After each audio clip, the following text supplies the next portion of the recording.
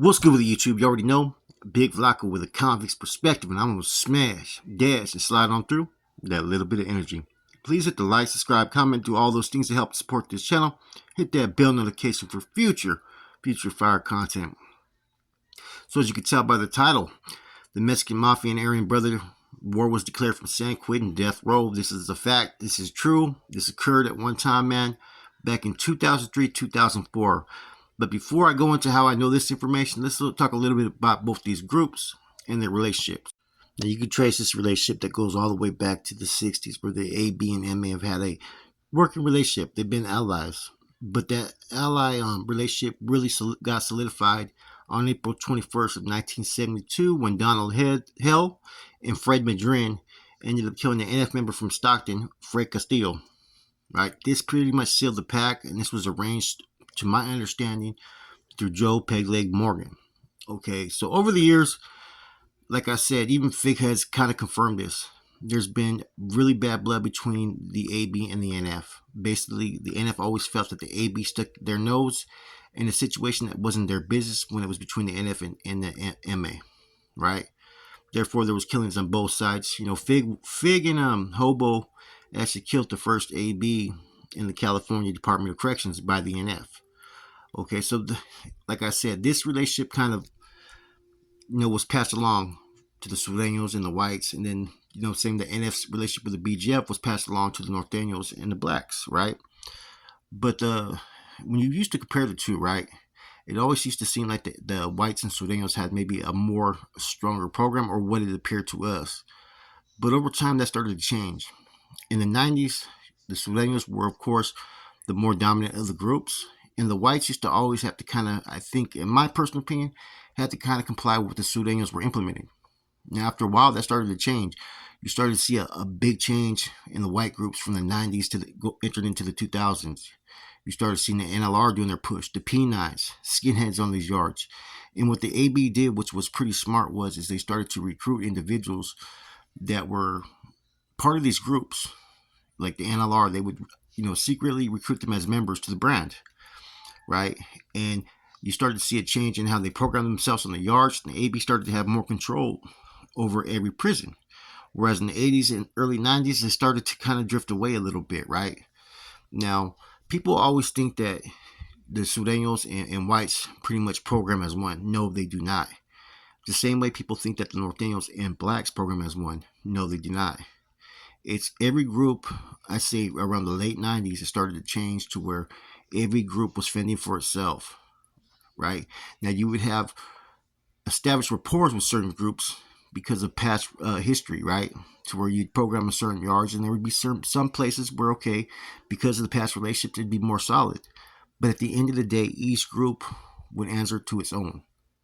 And especially the whites started to have that change a lot more than in the past.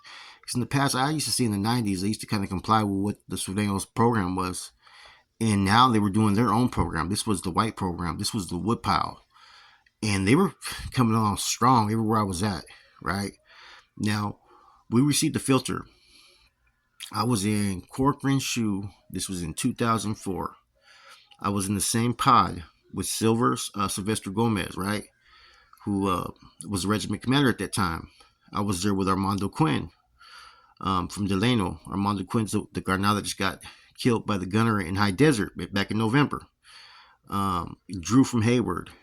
And I think Angel Chavez was there with us too, AC from Visalia, right? So we had a solid pod, probably one of the more solid pods in our Corcoran Shoe at that time. Everybody there was well seasoned, well versed, and had experience, and you had leadership there.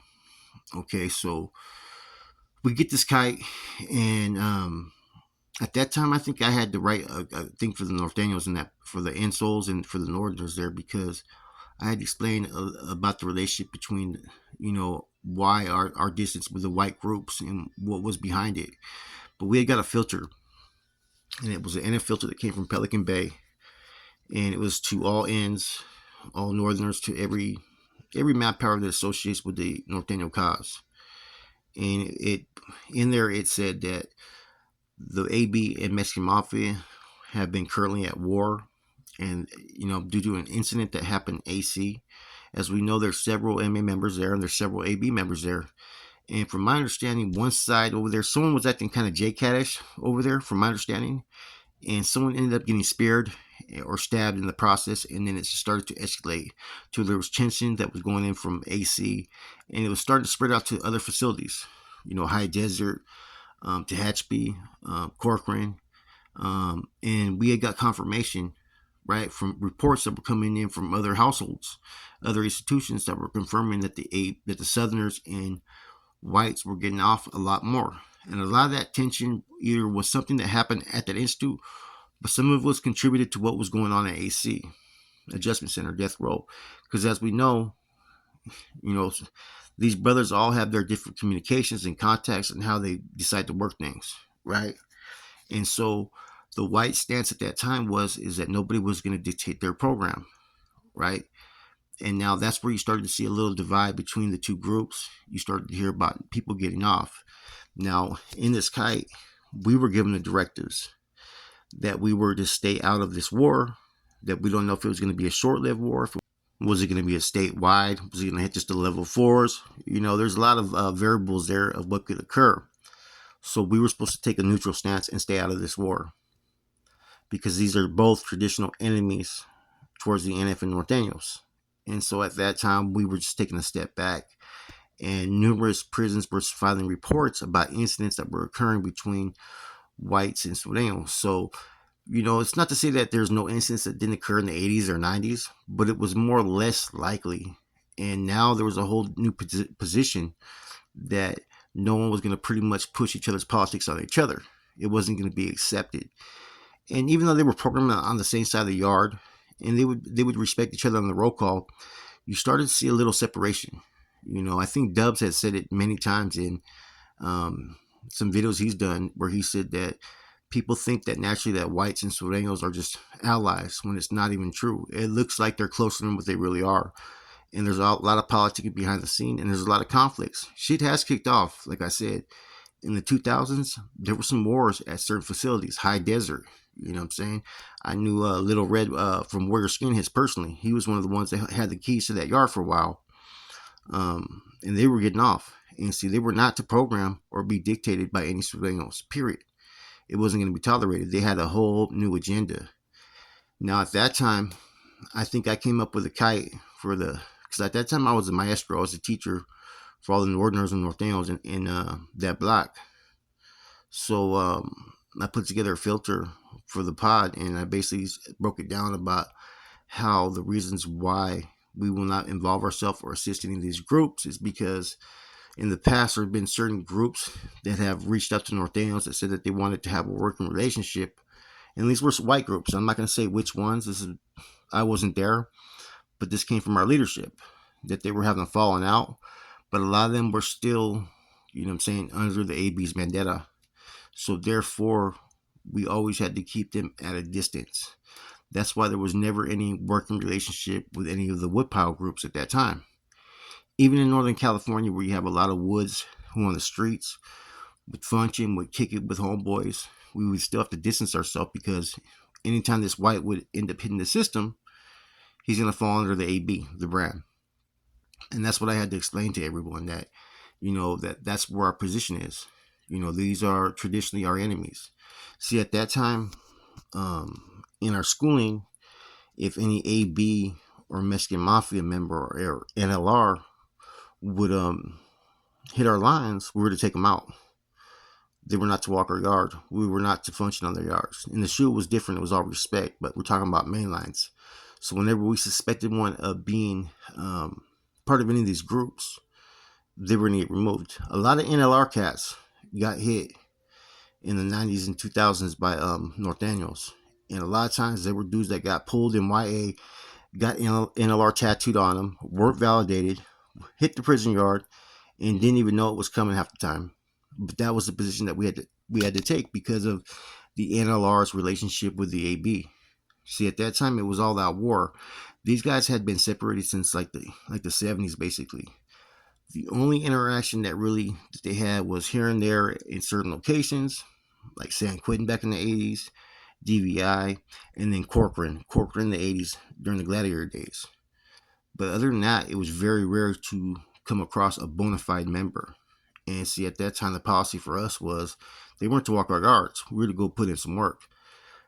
Even if we assumed and didn't have the proof, but we felt that they held some type of leadership position, that they were potentially AB, NLR, or Mexican Mafia, we were to do a movida. And at that time, that's when we used to classify people as SSG. So this is what the filter said, and this was our position. And it ended up being, there's a lot of truth to it. I wasn't told the details of who did what, but as we know, there's about, I think, six medals over there in Deathrow in AC, and there's a few AB members as well. And as anybody knows, Deathrow gets a little crazy. You're in a fucking space, like a cell that's fucking like a closet. And imagine being there for 20 fucking years. After a while, you're going to start going through some mental deterrence and mental issues. And that's what I was told, that it was basically the whole issue was over some things got out of hand, and either someone speared someone or someone tried to stab someone through the fucking through the bars, and then it just started to kick off. It started to get more disrespect, and it got serious, and then it just started to go from that incident in AC to other prisons at that time. And this just happened to be at around the time when the whites just completely changed their program. They went from coming in saying, like my first prison yard, all the woods would have like long hair, and you know what I'm saying, hey brother, you know what I'm saying, they would sex play each other and do all that funny style shit. And you see one or two skinheads or that were on the yard. Next thing you know, everybody that was on that yard, those same fucking white dudes that were sex playing with their fucking long hairs and mullets, they all would shave their heads. Next thing you know, they were skinheads or NLRs. So their whole direction of their people went a whole different way.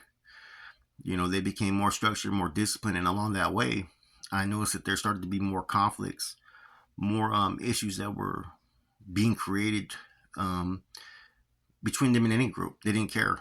It didn't matter if you were black, white, northern, or southern. If you went against whatever they believed in, they weren't afraid to go at it with you. And that's why you started to see a surgence of conflicts that were occurring with all kinds of different groups. The whites and southerners were going at it hard in the early 2000s to mid 2000s. And a lot of it actually stemmed from this issue that happened in AC. Some of it stems from the program change that they had enforced, and that these new groups that were on the rise, like the P9 was also a group that was on the rise. You had the Wolfpack. You had all these other groups. And some of these groups eventually went against the AB as well. So you had a whole different caliber of individuals on these yards, and you had whites that were more organized. And see, they were also getting off of the northerners. So you had like a statewide issue that was going on with all these new white groups, depending on what facility you were at, who they were going at it with. But this filter was clear, and this was 2004, and this is the first time that I know of.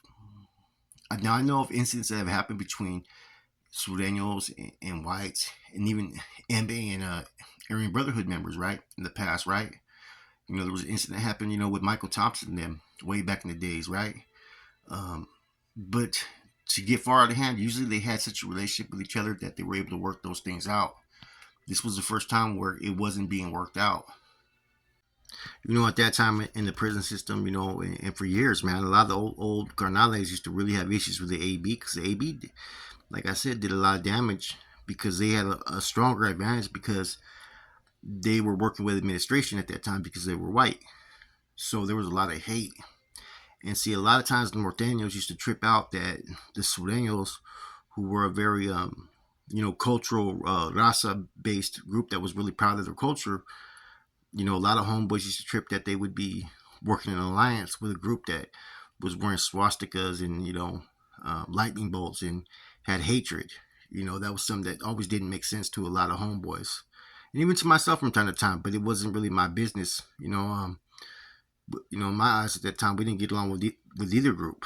What I'm saying? It was respect, but at the end of the day, if it was going to crack off, it was going to crack off, and that's the kind of mindset you had to have. And a lot of us were kind of like, let them go at it with each other, let them go to war, because for so long we always felt like that administration was favoritizing both these groups. Whenever we went to war, this was our personal feeling, guys. That's all I'm saying. That it was about time that they had their own little issues, and maybe it's going to be different from location to location. As everybody knows, when you get to a yard, there's certain cops that are going to favor. They're going to favor certain groups. Sometimes they may favor the Sureños, sometimes the whites, sometimes even the blacks. Very few places will favor the Norteños. So a lot of times we're being put on yards to where, everything was going to work in the other group's favor. Being released in the whole fucking the mix-ups, the yard counts, all that shit, jobs, positions, everything. So this right here for us was like a motivating factor that, okay, it's going to hopefully put our gente in a better stance. And by us staying out of it, it doesn't involve us. Therefore, we don't suffer any consequences, repercussions. When there's war that happens on these main lines, that one of those groups or both groups are liable to get reprisal actions from administration, validations, locked up in the shoe, moved out that yard. And in our hopes, that was going to help us establish more yards if this war was to continue. So that's where we were at that time. Like I said, this happened around 2000, 2003, 2004. I don't know how long it went, but it did exist, man. It was true. There was no, at first, we were hearing that it was rumors. Then when we got to the guy from the Bay, from the Carnales over there, they pretty much put it in that this has been known to be a fact. That they had got reports from the brothers that were over there on death row, and they had got reports from other institutions. So anybody that questions where this happened 100%, man. If you were in the system around that time, you're going to remember exactly what I'm talking about. With that said, this is your boy Flacco, Converse Perspective. I'm out.